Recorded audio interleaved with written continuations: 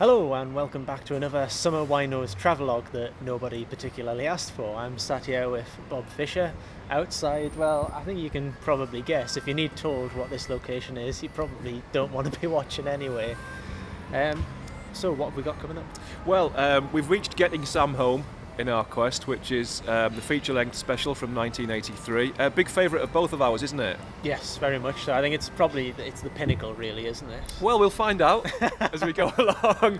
But we've come to Holmfirth today, and we're going to wander around some of the locations used in Getting Sam Home. So come and join us.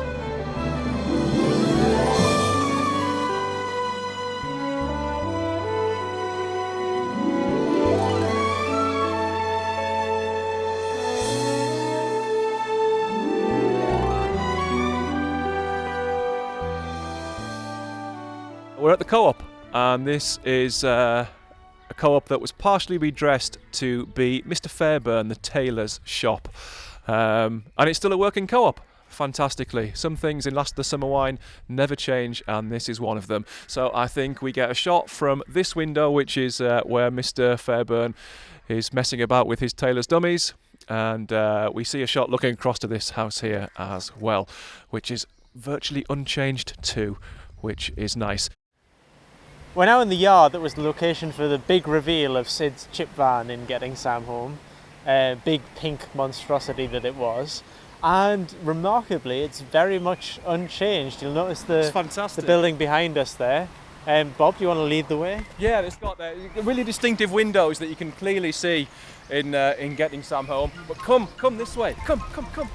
It's like treasure hunt. Bit of that in there. What was the name of the sound man in Treasure Hunt? No Dave idea. Chapman. There you go, Dave Chapman. Good, well done. If you look at Getting Sam Home, you can see there's some gleaming white paving that overlooks a little stream. And this is it. It's 30 years on. This is the paving. But if you look underneath the paving, it was wider. Beautiful. It was. Beautiful.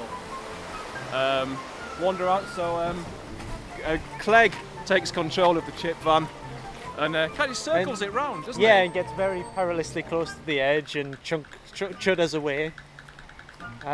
He's not a complete mechanical cretin. That's my Brian Wilde impersonation. Yeah, that definitely needed pointing out. Stealing my nerve and girding my loins here. Look where we are. It's Nora Batty's house. Famous flight of steps that Compo was chucked down many a time.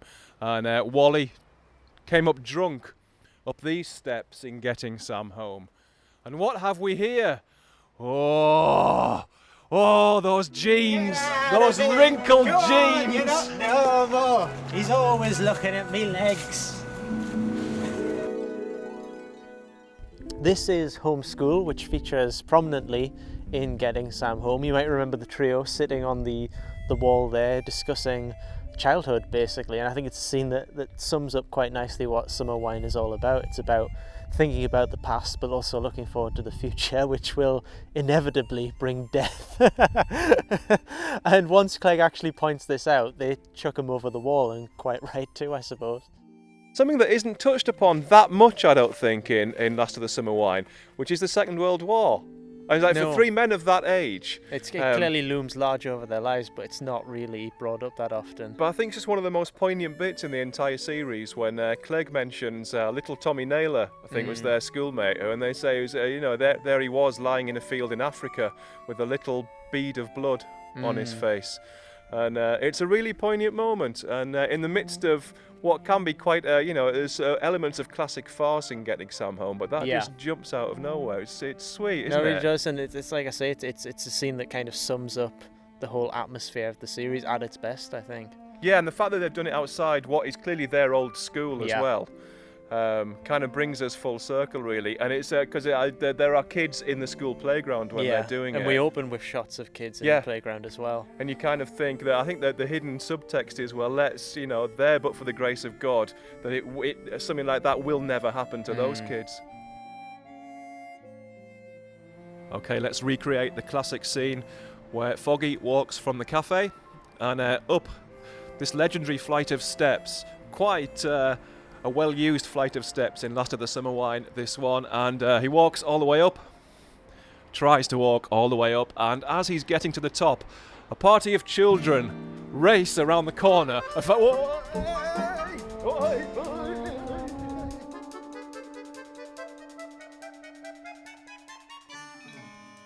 Well, this isn't the worst place to stop on our little tour, is it? No, it's pretty much pointless doing a location tour unless there's a pub on the way, isn't there? Yeah, this is the Shoulder of Mutton pub, and this is the corner where Lily, bless her, breaks down after a few drinks and decides that she would really like to have Sam's body back at her place.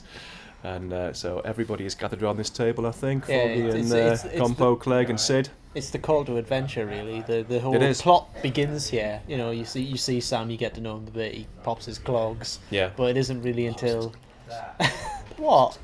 Carry on. It isn't until you get to this pub and Lily says, "Well, I want to see him again." That the actual storyline, the machinations begin.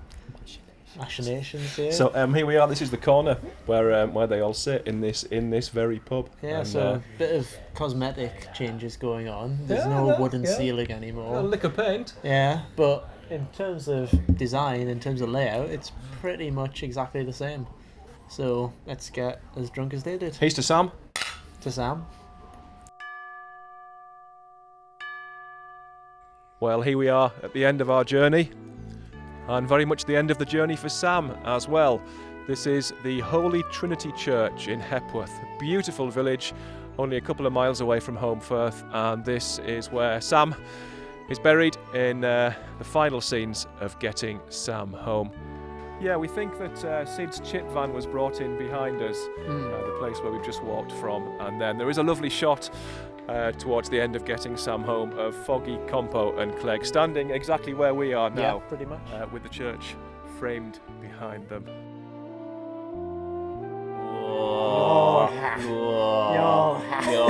She told me if I smartened myself up, she'd marry me.